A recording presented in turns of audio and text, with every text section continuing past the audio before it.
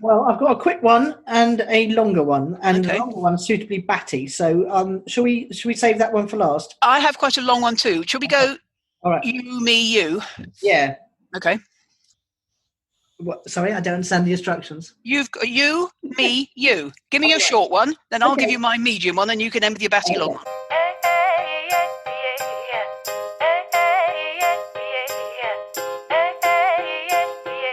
Welcome to Own It, Your Business and Your Life, with Nicola Cairncross and Judith Morgan.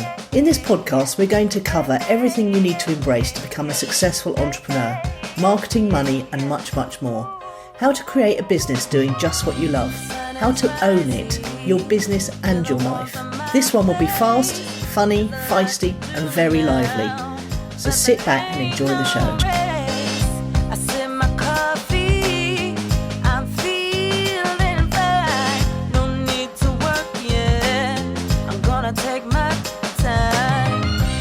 See, it was me because it says talking Judith now, but when I was talking before, it just said talking blank. Okay. A talking blank. I had become a talking blank.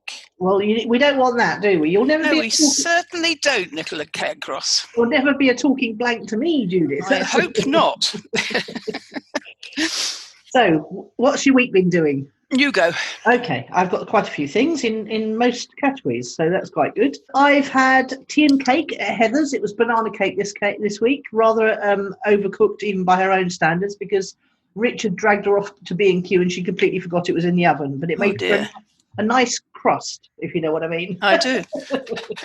Did you dunk it? That might have been a solution. Oh, absolutely dunked, yes. Yeah. And slathered with butter. Ah, so you went out for a health meal. Yeah, we sat in our garden to get the required thing of vitamin D. Yeah. And today, in fact, the French Medical Association have released a long and detailed report about why vitamin D is so good for you and why it's helping with COVID. So that's officially confirmed now. I never doubted it, actually. No, but there's a lot of easy to understand science with drawings if you go to the Dr. John Campbell YouTube channel. Okay. And then I had poker and pizza with Pete last night, which was very good, except we had curry before, so I didn't have any pizza. Curry was absolutely delicious. First one I've had from during lockdown, because our local Indian cottage restaurant and takeaway has opened. It's in a tiny little 16th, 17th, possibly even 15th century cottage. It's very small to go into. You have to go down a few steps, but they're doing deliveries now, so we're all quite happy about that. Okay, remind me to tell you about takeaways in a minute when it's my go. All right, cool. And then there's two bits of huge news this week. One is that Phoebe has sold possibly our only family heirloom for a tenner. It could have been worth up to £1,000. It's an old wooden chair that has sort of survived all the moves. I bought it back when I lived with Kim. And it survived all the moves to the different houses and the Acacia, and then it went to Irving's, and it's been at Irving's ever since. And it's one of the last bits of furniture that we've got here of Irving's. He had a propensity for liking big bits of dark wood.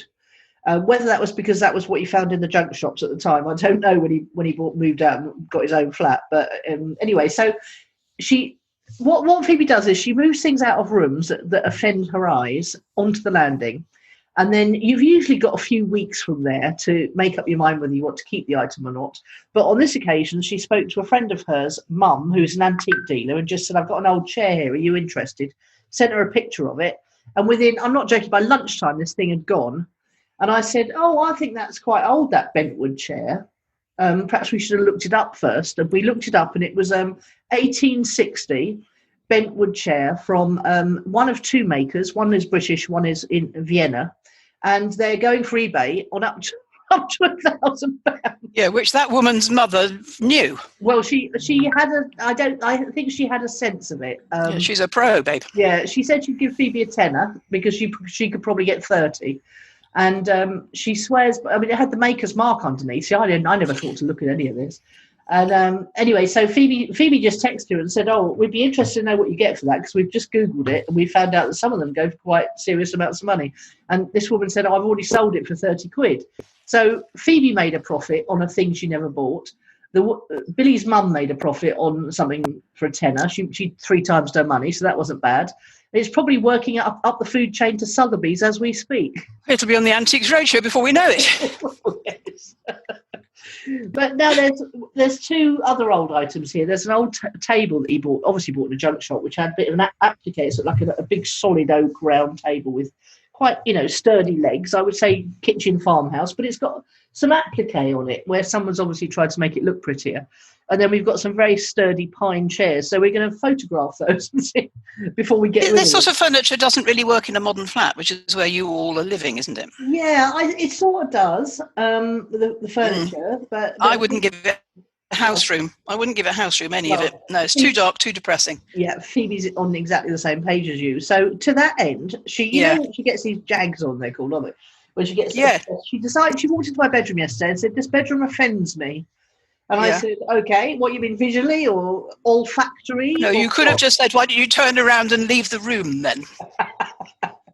So she said, "You need some bed linen, don't you? You can't keep borrowing mine." And I said, "Yeah, I suppose so." So she said, here's some good stuff. I bought it on Amazon. It's 22 quid for nice white seersucker. It'll go with everything. I said, "Yeah, I could do with a couple of cushions on it probably." She said, "Right, Dunelm Mill's just opened." I've never been whisked up anywhere so quick in my life, and I'm now the proud owner of 2 aubergine fluffy rugs, 3 aubergine and pink cushions, some with pom-poms, and 1 fluffy one. I've got a bed throw that's in aubergine with pom-poms, and I've got a white fake bearskin thing over my wicker basket, which was a bit ugly to be fair, and a pop-up. They've got a really nice pop-up storage boxes that have got little cushion tops, and you buy them flat and they're about, I don't know, 12 quid. But they're quite a decent size. So I've got my waste paper basket in that because that offended her as well. And 2 matching Moroccan bedside lamps. So I've never spent so much money in quite such a short time for a long time. It sounds, I think we might, as you would say to me, I think we might need a picture because it sounds very culturally confused. And I do have in my mind's eye a sort of tart's boudoir with all that purple fluffy I've got to say, I wouldn't have necessarily been brave enough to choose that much aubergine myself. It's not purple, it's sort of greyish purple, so that's aubergine, isn't it? But because it reeks of the 80s to me. But of course, Phoebe has no such inhibitions because she was not really alive in the 80s, so she doesn't remember that. No. But I think if she says it's okay, then it's probably stylistically fine, right? This report. Okay. You have quite strong feelings about that, but you make exceptions when Phoebe is your design consultant. Yeah, I do. I know that I have not got an ounce of visual eye when it comes to design, making things look. But she does have a knack of making things look constantly better. And it's a constant process, so she doesn't feel the need to get it perfect. See, that's my issue. I want perfection or nothing. So that paralyzes me on the interior design front, whereas she's in a constant state of evolving and moving things around and constantly moving them out. She's a little bit like a retro housewife. That's what women used to do, when they didn't go to work, move things around and titivate the home. Yes, and her bedroom's very pretty now. So, and every time I go in there, I think, oh, it's so nice in here. She's even got a white feather lampshade that flutters in the breeze. It's so sweet. I know, Judith, what? Yeah, there's one of those deafening silences again, isn't there? Yeah, it is. But the good thing is that I've spent a couple of £100 on making my personal space much, much nicer. Well, I think that's vital, actually, because it's about self-esteem. It's about looking after yourself. Exactly, Judith. And the other thing is that I wouldn't hesitate to walk away from any of it in a second because Dunelm Mill is so damn cheap.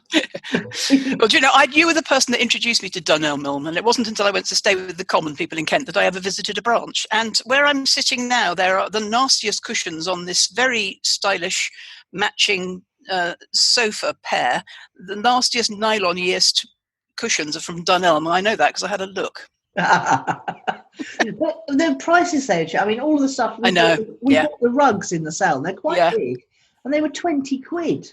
I do think if you want to do what Phoebe does, which is change your mind about your look a lot, then Dunelm's your place, isn't it? It is.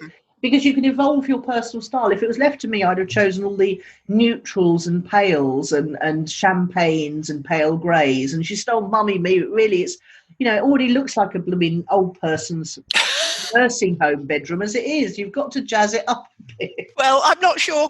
I think, what you're describing could be very stylish, not like an old people's home at all. Well, I'm going to send you a picture, but I'm Okay. not, I won't be sharing it on social media. No. Have you got In case before and anyone- after? Have you got before and afters? Oh, well, no, unfortunately not. But it was grim. Put it that way. It was just Okay.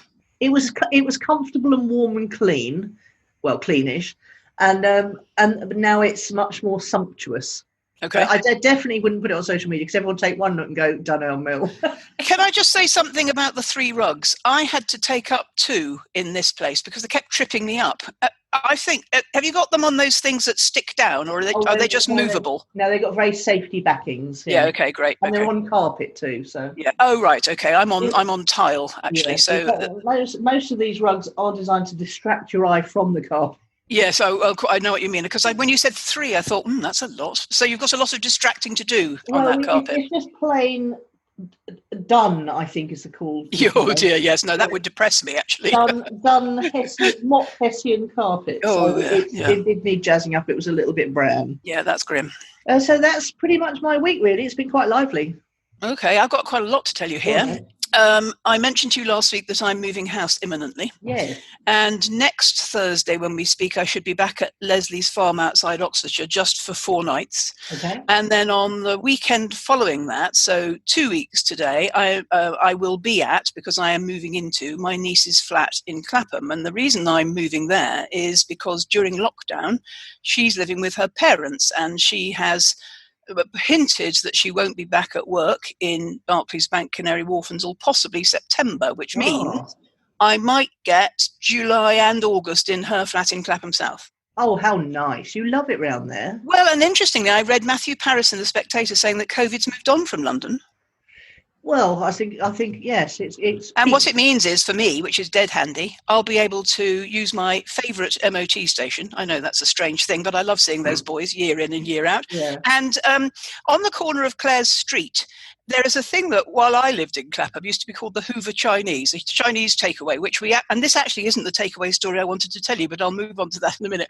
We used to use that one because it was the best one in the neighbourhood. And I said to her when she moved into this road, not only is she next to what we used to call the wine cinema, because the Gaumont cinema was turned into a majestic wine, and Clapham South Tube Station, and the very handy Marks and Spencer's food hall there, but you're near the Hoover Chinese. And she said, well, it's turned into beauticians now, full of Chinese ladies. I wondered why they, I don't know whether the Hoover Chinese takeaway family moved into the more lucrative manicure pedicure market. More lucrative, less smelly and less work. Well, right, quite less chopping and less smelly, definitely. Yeah. What I was going to tell you about takeaways was that when I live in the country, which I've been doing now on and off, most of my time since last August bank holiday, I've been in the country. So either a month at Leslie's or 6 or 7 months up here. You can't get a takeaway in the country, which means I haven't had a takeaway for the majority of the last year. And of course, it's so much healthier for you not to have that. Yeah. But as soon as you go to London, you think, oh, Domino's.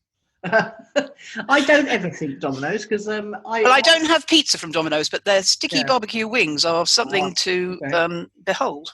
Yeah, I always find pizza's a bit like fish and chips for me. It doesn't, the smell and the thought. They don't live up. Yeah.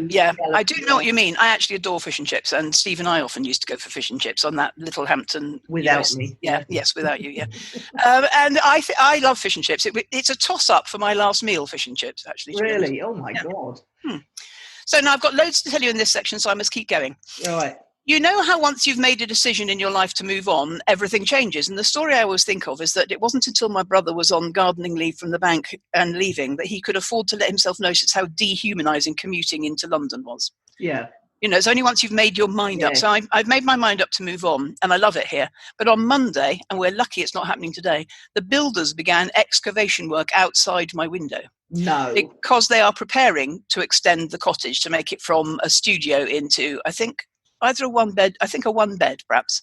And I shan't miss that noise, and I shan't miss the flies, which are still giving it all their worth in the battle for life and death at my house. Oh. I am winning, but at nights are not fun because I think they're crawling on me all the time. They're mostly not, but it isn't inducive to a peaceful night's sleep. And since I've been waiting for you this morning, I had to bat quite a large one off my lap, which I think is just gross, quite frankly. Yeah, they're disgusting. They're a very strange breed of fly that do a lot of crawling. They can also fly, but I think flies must crawl until their wings develop or something anyway. I don't want to become a fly expert, so let me keep going. As you know, I achieved my second business bounce back loan for myself as a landlord, in which capacity.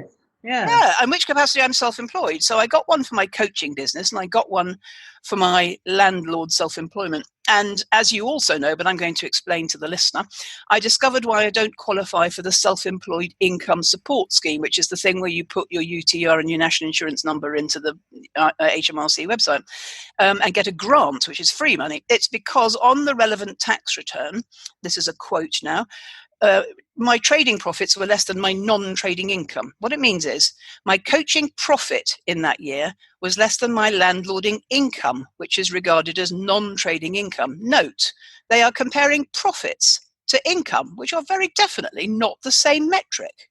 No, they're not. They're really penalising landlords there, aren't they? No, the opposite. Is it? Oh, right. Yes, the opposite. So if my coaching was done on my turnover for the SEISS grant, well, they'd be very similar, but actually my coaching profit is less than my landlording turnover, because obviously I've got 4 flats, which is quite a lot of monthly income. Anyway, turnover is vanity and profit is sanity. Well, it doesn't say it actually doesn't say turnover. It says profit in one and income in another, and they are not the same thing. No, they're not.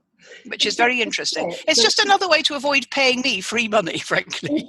You know, I was so glad when you said about the bounce back loans. I was starting to think, oh, poor Judith, she's really suffering here again. Well, I actually wasn't suffering because I haven't lost anything as a result of this. But what I wanted to make up for them stealing my pension was to take them for every penny they were prepared to give me. Yeah, absolutely. Anyway, let me keep going.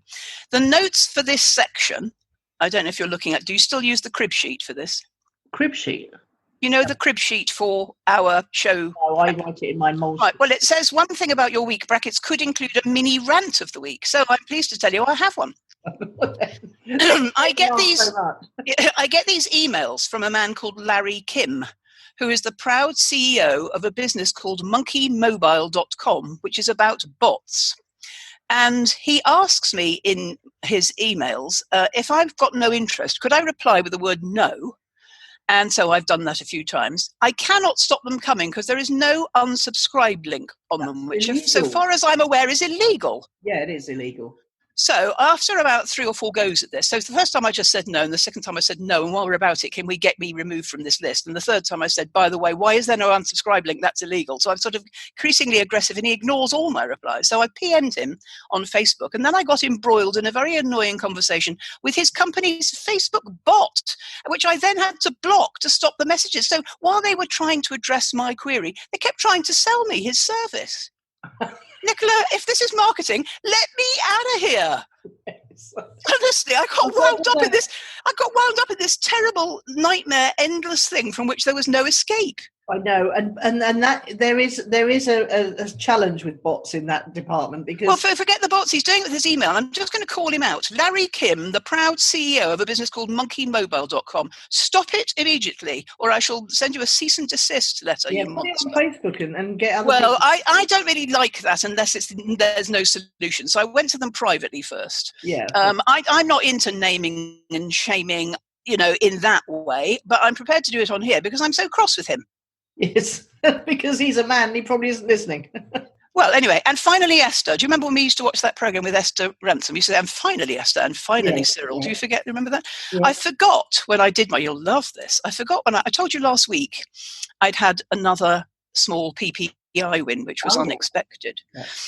What I was reminded of when I looked at the detailed correspondence is that they pay you the premiums back, then they pay you 8% interest for the duration that they've had your money erroneously. Nice. But 20% withholding tax is held back from the interest that they pay you, and then you put it in on your tax return. Well, I forgot to put it in on my tax return, so HMRC owe me £1,850. So I've asked my accountant to put in an extra claim for me because the previous 4 wins that I had came in between January and the 4th of April 2019, which tax return had to go in January 2020, and where I have nearly enough unused personal allowances to get all the tax back on that. And if it happened in any other year, I wouldn't have been able to get the tax back. Wow, that's even nicer. I know. Well, abundance rocks, Show Judith. So I am getting something back from HMRC there, but actually it's not their money. It's Well, the bank's money, which is nearly as good now that I think about it. Nice. Banks and government, we love it because they've had so much out of us over the years. Indeed. Well, that's how it feels. I mean, I'm not sure that's always true, because I think self-employed people are quite clever when it comes to, manipulating profits and things, so we don't pay any more tax than we need to. But it feels tough, whether it is or not, I think. Well, I mean, I think, that whole thing about, self-employed people face so many more challenges than employed people. I think we need to be able to do the best we can in making, because it's hard being self-employed. Actually, what's really interesting about the COVID compensation is that they forgot to think about us initially. Yes, totally. And yet we are the backbone of Britain, and we're employing ourselves, and we're not a drain on the state. Yeah, exactly. And you can hear this is one of my favourite topics. Yeah. Don't get us started. No, don't get me started. Tell me instead what has fueled your fire.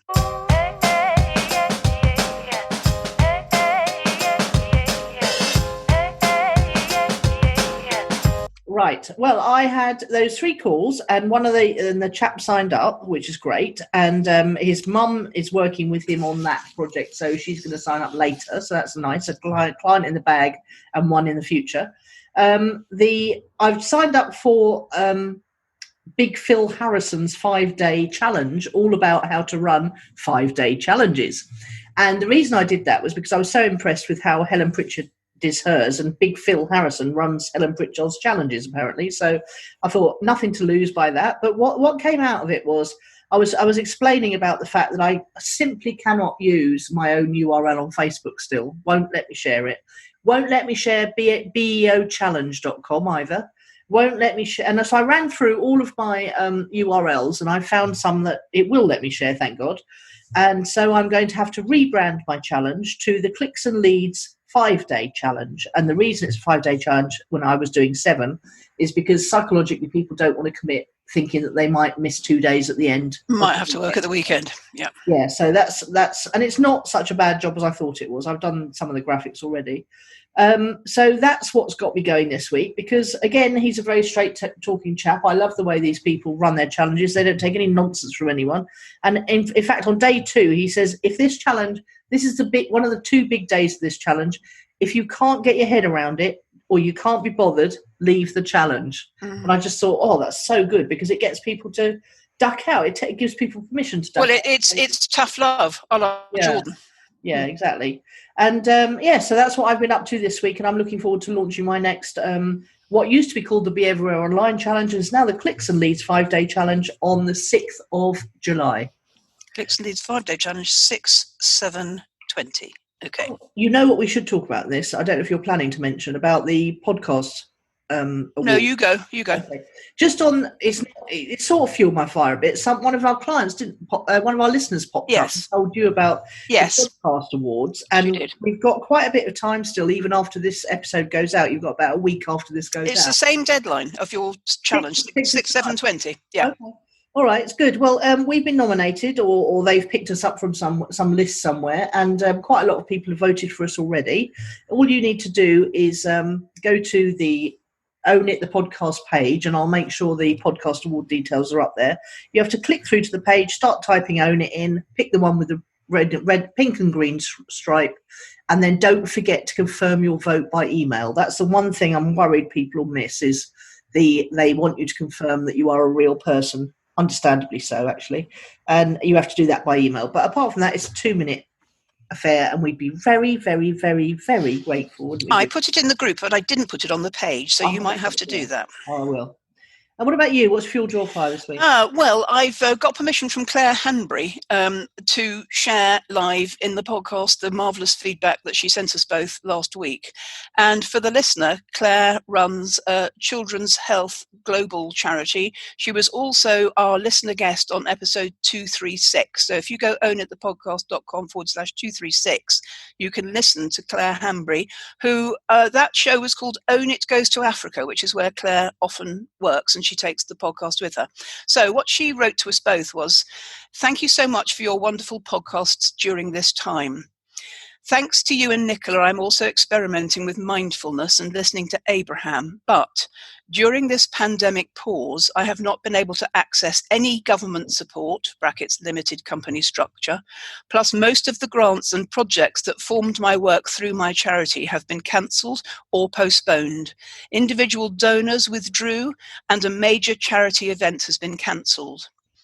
In the last podcast, you were talking about Joe Rogan and his great success, and I was so impressed that there was no hint of jealousy of any kind.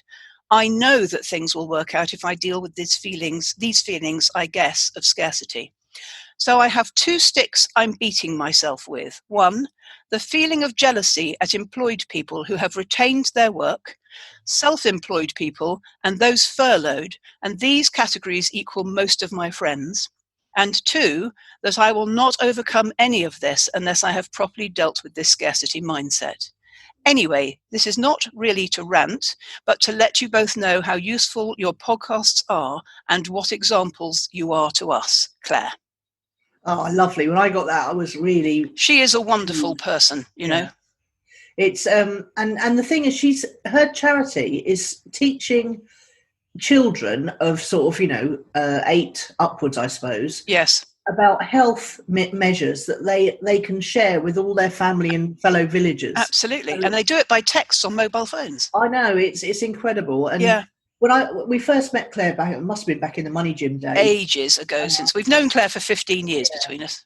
And I encouraged her to make an ebook and get it online. And she rather marvellously wrote to me once. I remember it was just after Steve died, probably, saying that she had managed to make a quite substantial sum of money. I mean, we're talking 6 figures here from the sale of an ebook over 10 years, which has supported her charity, I think. So she's an action taker and she's doing very, very good work. And I'm sad to hear that all those really rich people have pulled out of supporting that charity. Well, I think it'll be temporary. I think it'll come back. But I think what's really interesting about this is I asked her permission to share, and there's an awful lot of vulnerability in there. And I think vulnerability is very attractive. It's very honest. It is the way to show others to be. It's come up in my Jordan Peterson work this week. I think it actually goes to our platform, our focus conversation we're going to have in a minute.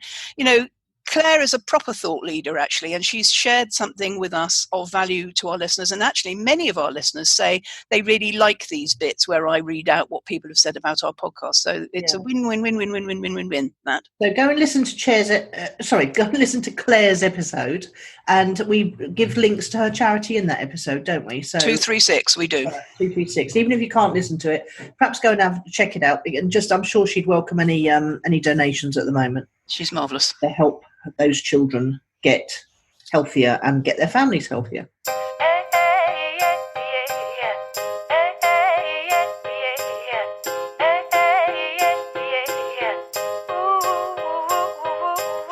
Right, tell us about the focus then. It's one of Okay, I've called it Using Your Platform, and it was it's an issue I've seen all over Facebook, but a client also asked me about it or flagged it to me.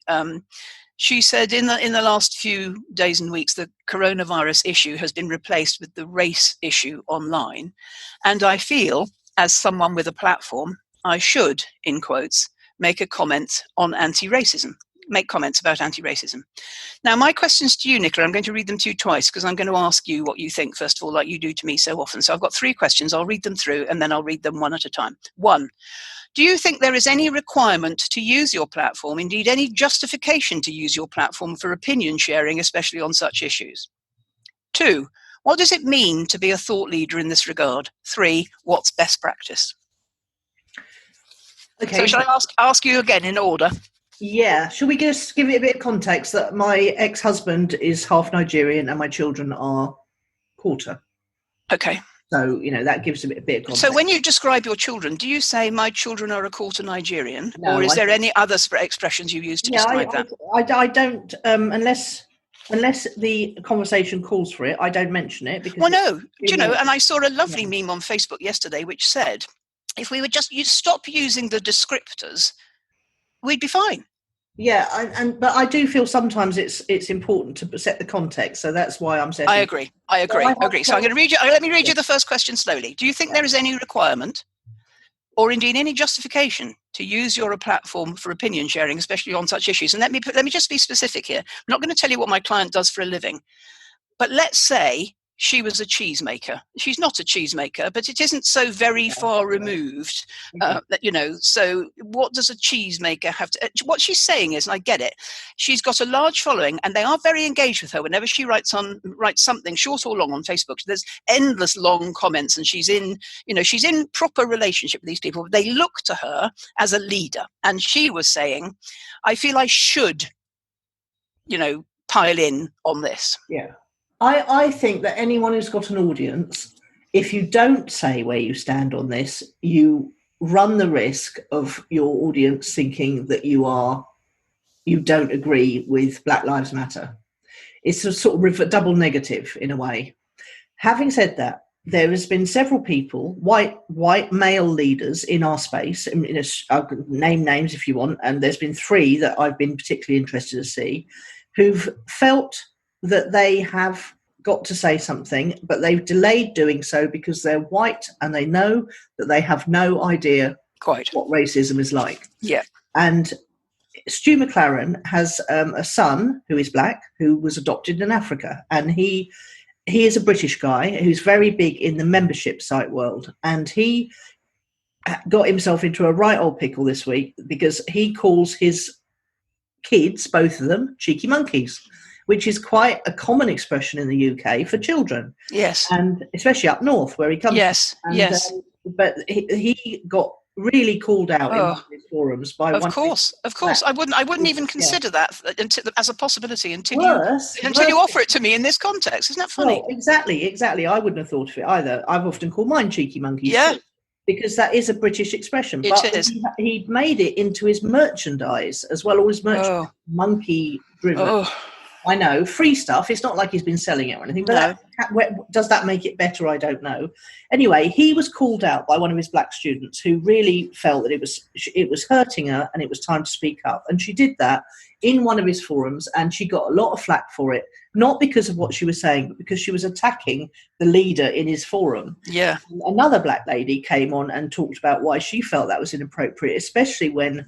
Why it was inappropriate to attack the leader in his forum. And also because the first lady had said that he wheels out his black son as a token of how how liberal he is. Yeah. And that was the expression that a lot of people took exception to, because he doesn't. He obviously loves his son very much.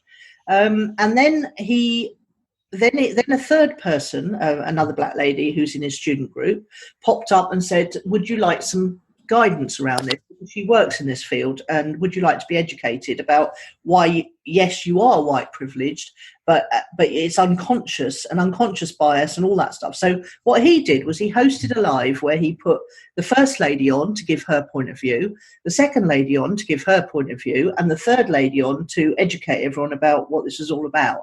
And I thought that was really brave, and he didn't pipe up at all. He literally just sat there and listened and learned and gave them all the platform, and he's got a huge following. But the context of his following is membership sites, is it? He teaches people how to do membership sites, so it's all about building a community, and those communities should be inclusive in all ways. Then there was another interesting thing that happened this week. Daniel Priestley, who I know you're not a massive fan of, but I quite like, he had he delayed putting out any kind of statement, and he very honestly said, I did that because I don't have many black friends. I've got a few, quite a lot of people in my organisation. I have never heard anyone talk about racist attacks on them, but I felt I wasn't qualified to talk about white privilege because I'm obviously a white, middle-aged, quite well-off bloke. So eventually what happened was he started talking to people in his community, started talking to people in his organisation before he went live, and he said he was horrified to find that one of his clients had and possibly even more, had experienced casual racism at one of his workshops. So that was when he felt he needed to speak up, to apologise, to tell people that was never going to happen again, that he was going to be putting steps in place to educate his organisation, because it was. So the casual racism was from his organisation accidentally. No, it was in a when you go to workshops and they split you off into groups. Yes. The casual racism happened. There was a very successful black property investor lady in her late 20s who was dressed, flamboyantly, and that was her personal taste. And what one of the other people in the group said was that you'll need to change the way you dress because you're never going to get taken seriously as a property investor like that. And the person who was leading the group didn't pick up on it and think that's a little bit, that could be construed as racist. So, so that was that. And then Rob Moore, finally, who again lives in a very white environment and doesn't, he's got lots of people in his, the progressive property chat. Yeah. And he was very honest as well. And he's, they were all actually did it really, really well. And I do feel that if I was doing regular lives at the moment, I would feel compelled to say something too. I hope that I would do it as sensitively as some of those guys did. And it is a minefield because without even knowing it, we do have unconscious bias and we do have white privilege. And I've been educated a lot over this week about what that means.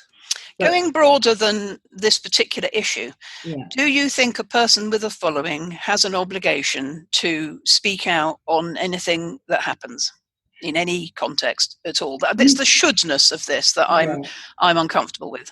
I don't think you've got to go one way or another. In fact, I've withdrawn from putting stuff. I saw you doing that, and I think that's actually the right way to do what you did.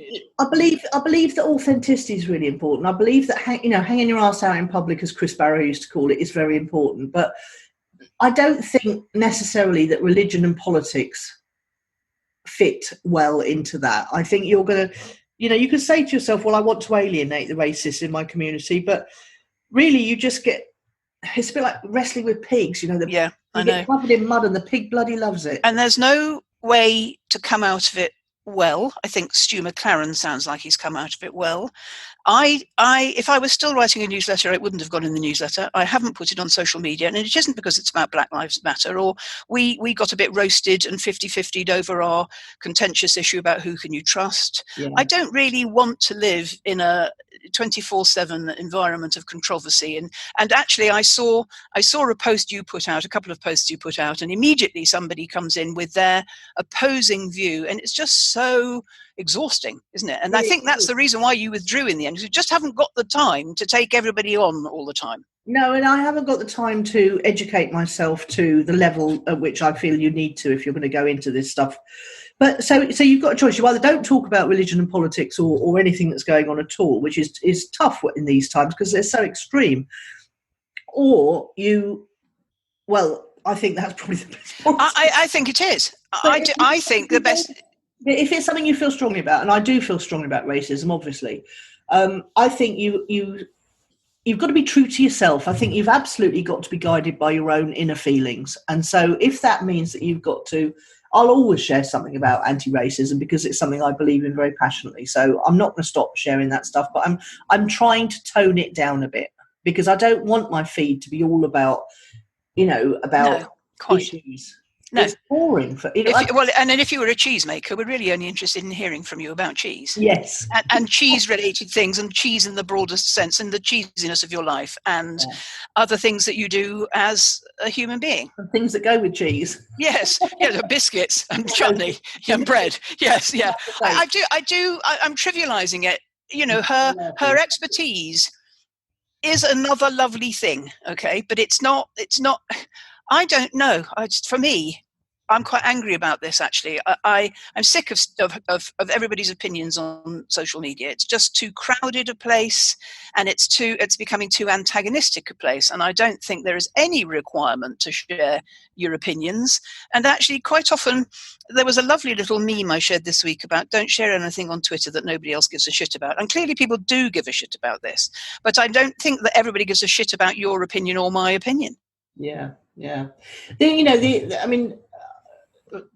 Phoebe and Nelson have got some black friends, and they are sharing stuff as well. And I sort of do feel that they feel that if people don't stand up and be counted, then they are letting the side down a bit. And I sort of do feel that if you feel strongly about this, you've got to do something, whether it's donating or, I'm not going to go out and stand in a march. I'm never going to do that. I wouldn't do that for anything.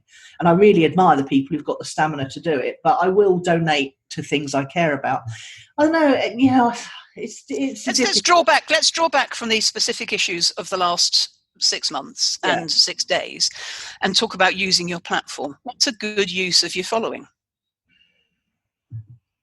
See, it's really tricky because we talk about authenticity, and by sharing little bits of yourself and your life, you build rapport with your following and your audience. So you've got to do that, but I think it's got to be snippets rather than full-on blasts, don't you? Yeah, I do. And I think it is very difficult when one feels strongly about things. I think what I've learned, if anything, is to, I always go against the crowd. So the more people that are piling in on this, the less likely I am to. But I think what I've learned over the last 6 months is to sit back, breathe. For instance, I have been on the receiving end from some wholly inappropriate people of their opinions about things, and I don't agree. I'm still in their peer group, but I'm not interested in their opinions on that sort of thing. So slightly, it's worked against them. Yeah, but by sharing their opinions, you've withdrawn a bit. Just a little bit. It feels not inauthentic, but just it feels political with a small p. Yeah. So when I'm reading something, which is, let's call everything about cheese, okay? So if I'm reading something cheesy, and I'm thinking of another woman now who I get a regular thing from and that I enjoy, I'm not signed up to that to read about her opinions about politics. No, good point. And I think my issue here, as always, is with the word should. And this client's dilemma was, I feel I should, because I am regarded by a thought leader in my posse, I should comment. And this was a bit of, and I said, well, why don't you sit with it a few days and see how you feel? And if something comes up that you want to share, by all means share it. And certainly in your newsletter.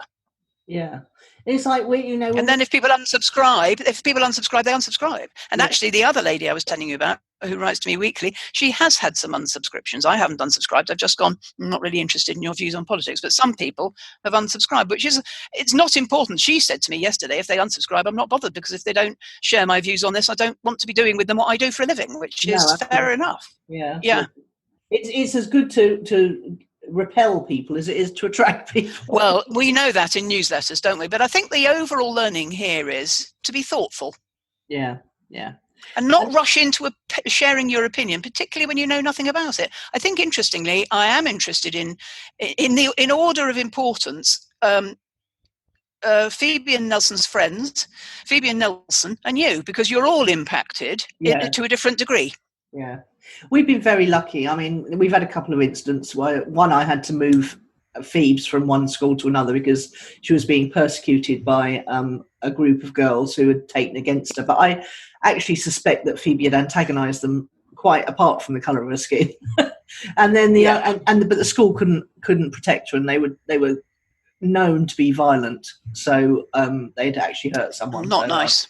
No, so I moved to a school that's much more... I think that's a different thing, isn't it? You're protecting your children. Yeah. And Nelson was chased across a cricket field once by a bunch of yobs shouting racist abuse, but all his friends protected him, and the police were very good on that occasion. So, yes. But we've been very, very, very unbelievably lucky, and I know that.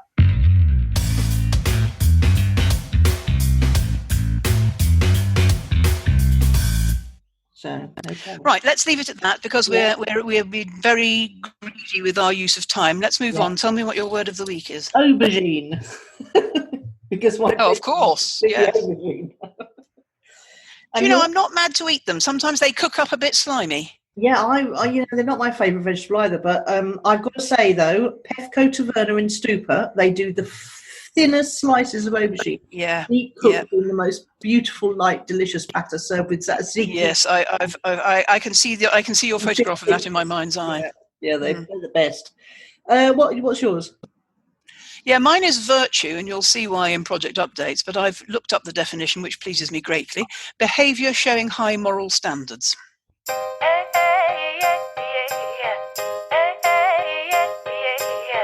Let's move swiftly along. What would you want to tell me in PUs? Project updates. The podcast had 149,388 downloads. We are coming up quick on the 150,000 mark, which is exciting. Very satisfying, nice round number. Yes. I love round numbers, yes. And apart from that, no writing progress, no other project updates from me. Good, because mine's rather long this week. So where am I up to with my Jordan B. Peterson self-authoring project? I've finished the audiobook, as I told you last week. I'm still watching everything of his on YouTube that I can get my remote to find for me. And I've completed the values and faults pieces of work, which make up the second of the 3 modules, the one about the present. And as I told you, you get these great long tick boxes to help you decide which, up to 10 of each, values and faults you'll pick, and I ended up with 10 faults and 9 virtues, although a couple of them were in both lists. Let me give you an example. A fault is I cannot stand to be late for an appointment, and a virtue is I always arrive early or on time for appointments. Brackets, I've written here the fault exists because of the virtue. Yeah. It's a bit strange. So it's, I think, opposite sides of the same coin. I think it's the compulsion which is the fault. The compulsion, I cannot stand to be late for an appointment. And the virtue is I'm always there on time or early for appointments. But anyway, one of my faults, which I'll tell you about in a minute, causes me to share with you some feedback from a client this week. The same woman who called me sneaky and smart last week. And she said, I think you might be annoyingly, brilliantly right again. And this client is a one-woman factory of perfect Judith Morgan feedback which allows me to feel better about myself. And I do remember when I made the suggestion that led to this feedback, and it was in last month's call, and it was entirely intuitive, i.e. while she was talking and we were trying to solve a problem, this solution just came to me, it bubbled up in my body, and I shared it with her, and I said, something's just occurred to me, I'm going to say it right or wrong. And at that stage, I had no view of whether or not it was right, and it took her a month to work out that it turns out to be right, and that will be wonderful for us both. And it encourages me to share my intuitions, which I normally do. But the fault is in my list of 10, and it's identified as maybe too dependent upon the admiration or attention of others. And yes, I do feel I may be, and I've illustrated that twice this week alone with this story and with the Clare Hanbury story. I don't think it's excessive. I think but it's not excessive, no. But when you go through this huge long list of faults and whittle it down to 10, and you still got that one in there, it means you're aware. I'm aware that to some extent I consider myself that I may be too dependent upon the admiration and attention of others. It's not a big deal. You're entitled. You're allowed to write about it. I think it's all about self-knowledge. But I get a slightly enhanced buzz of people saying nice things about me. And it may be because I live alone and there's nobody else in the house to say, oh, Judith Morgan, you are a wonderful sausage. It may be that. Yeah, possibly. Yeah.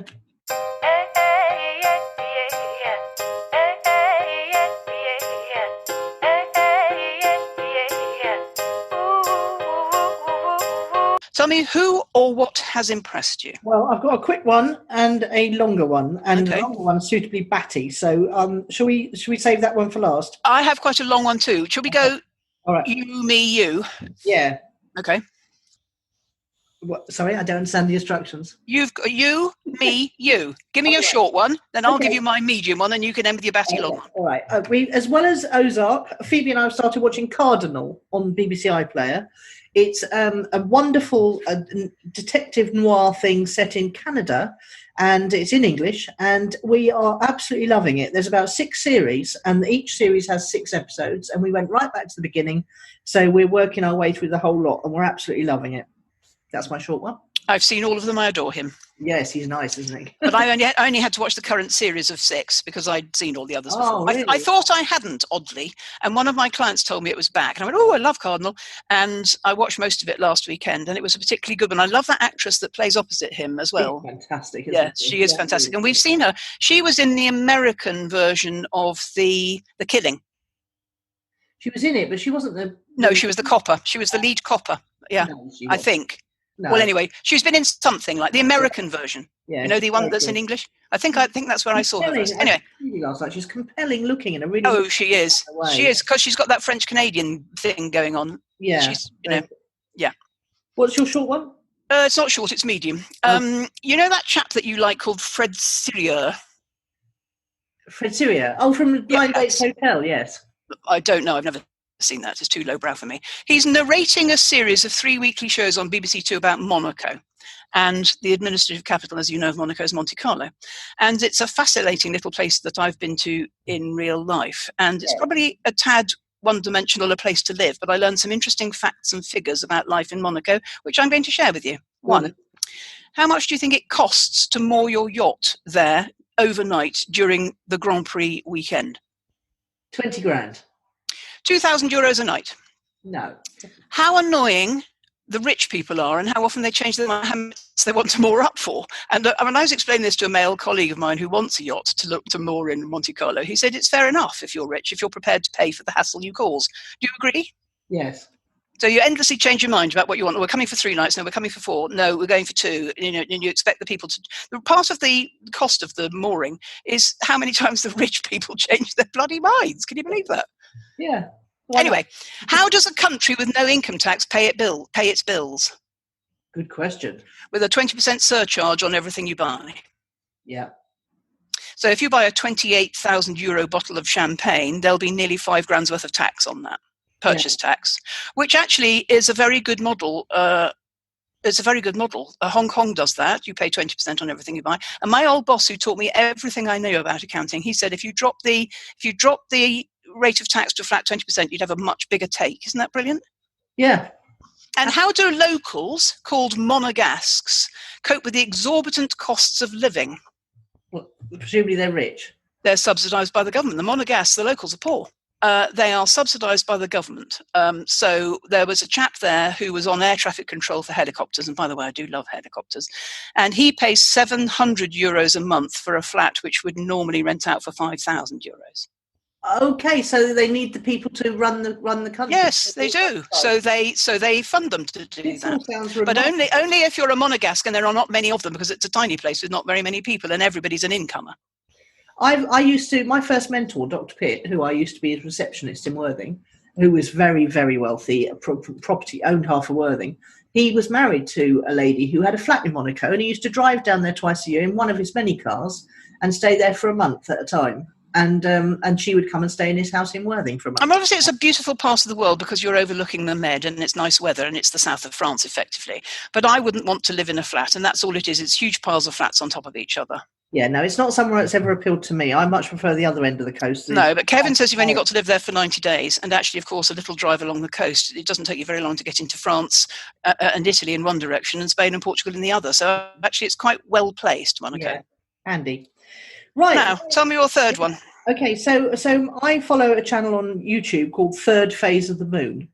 And it's a channel that shares videos from all over the world of UFO sightings. And this morning, I watched a live broadcast of the latest one, which is actually duplicated across America. 3 sightings in the last week alone of the same or very, very similar UFOs. They are huge. I mean, we're talking 300 meters across, kind of huge.